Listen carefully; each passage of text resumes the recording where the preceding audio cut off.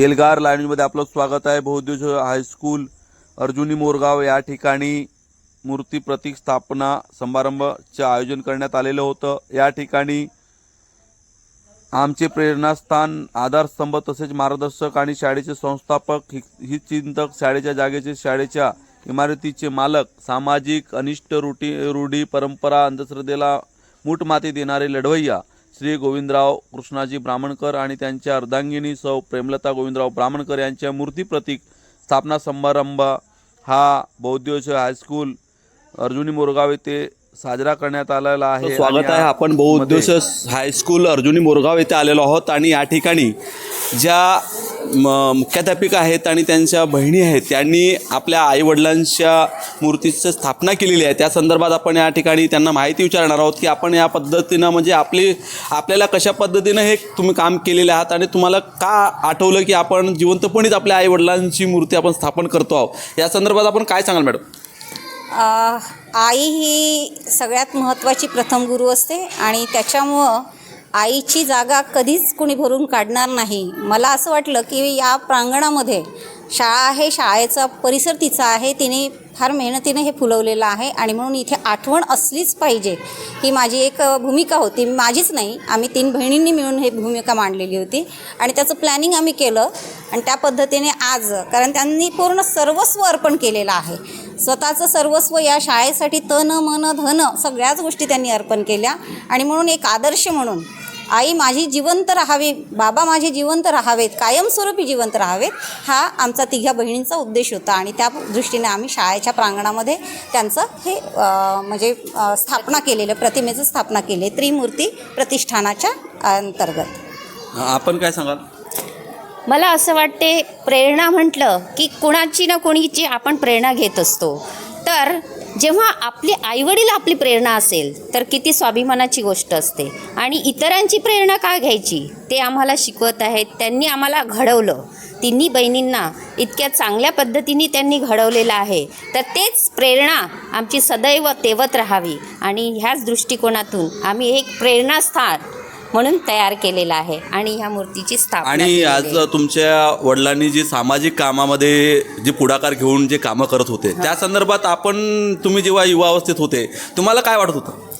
त्यांनी जे काम केलेले आहे तेच आम्ही पुढे चालवण्याचा प्रयत्न करत आहोत आणि पुढेही करत राहू, कारण त्यांच्याच प्रेरणेने आम्ही घडलेलो आहोत। आमच्या घरात आधीपासनं म्हणजे लहानपणापासनं ती आम्हाला शिकवण मिळालेली आहे, त्याच्यामुळे आम्ही ते कार्य असेच पुढे करत राहू। सामाजिक कार्य कुठल्या पार्टीचे वगैरे आम्ही करणार नाही, आम्ही सामाजिक कार्य करू आणि ते पुढे नेऊ, त्यांच्याच पावलावर पाऊल ठेवून आम्ही पुढे चालू। आपण काय सांगाल?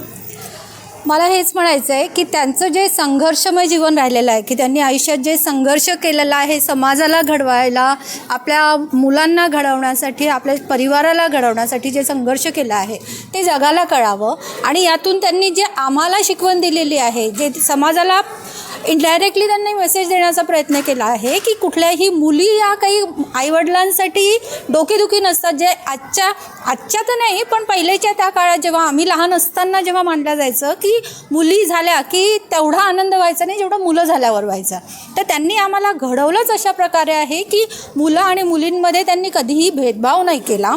त्यांनी आम्हाला सांगितलं की मुली देखील मुलांपेक्षा काही कमी नसतात आणि समाजाला जे वारंवार त्यांनी जी शिकवण दिलेली आहे प्रत्येक याच्यात, सामाजिक क्षेत्रात, शैक्षणिक क्षेत्रात, ते त्यांचं संघर्ष आहे, ते लोकांना, आम्हाला देखील त्यांनी प्रेरणा मिळावी आणि लोकांना, येणाऱ्या पिढीला देखील ही प्रेरणा मिळावी, त्यातूनच आम्ही हा मार्ग स्वीकारला की आपण असं काहीतरी करावं की जेणेकरून लोकांना सदैव ते आठवणीत राहतील, अमर राहतील। तर आपल्या वडिलांनी जे समाजाच्या रूढी परंपराच्या अंधश्रद्धेच्यामध्ये जे म्हणजे विरुद्ध दिशेने कामं केले त्या संदर्भात तुम्हाला काय अनुभव आले?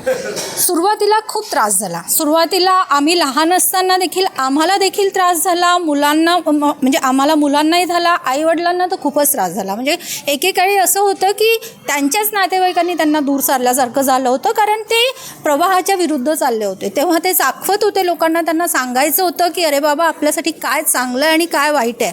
पण कसं असतं ना, आपला इतिहास आपल्याला माहिती आहे की इतिहासात ज्यांनी खूप समाजासाठी करण्याचा प्रयत्न केलेला आहे त्यांना पहिले सुरुवातीला बदनामच केल्या गेलेलं आहे, त्यांना मागे खेचण्याचंच काम केलं गेलेलं आहे, नंतर ते इतिहासात जमा झाले आहेत. आणि तोच इतिहास, त्यांचा इतिहास पुढे जावा या प्रेरणेतून आज आम्ही आजचा हा कार्यक्रम घडवला. तुम्ही काय सांगाल, युवा जे आताचे जी युवा आहेत व्यसनाधीनता, आईवडिलांना सन्मान देत नाही, त्या युवकांना तुम्ही काय मार्गदर्शन कराल?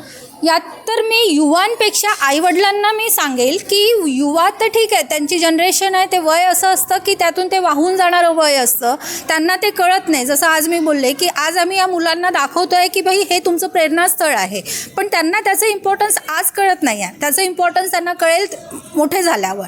त्याचप्रमाणे मला आईवडिलांना हे आवर्जून सांगायचं आहे की बाबांनो, मुलांना तुम्ही असं हे द्या, वळण द्या. हे बघा पुढे जाऊन मुलं काय निघतात. बरेचदा असं होतं की आपण खूप चांगला घडवण्याचा प्रयत्न करतो, पण सोसायटीत किंवा त्यांचं फ्रेंड सर्कल असं असतं की त्यातून ते बिघडतात किंवा हे होतात. ते आईवडिलांच्या हातात नसतं, पण जे आपल्या हातात असतं ते आपण त्यांना पूर्ण द्यावं, त्यांना ते फ्रीडम द्यावं, त्यांना काय इच्छा आहे, त्यांनी काय करायचं आहे. कारण प्रत्येक कसं असतं ना, सगळ्यांना असं वाटतं माझा मुलगा इंजिनियरच झाला पाहिजे, माझा मुलगा डॉक्टरच झाला पाहिजे. हे नाही आहे.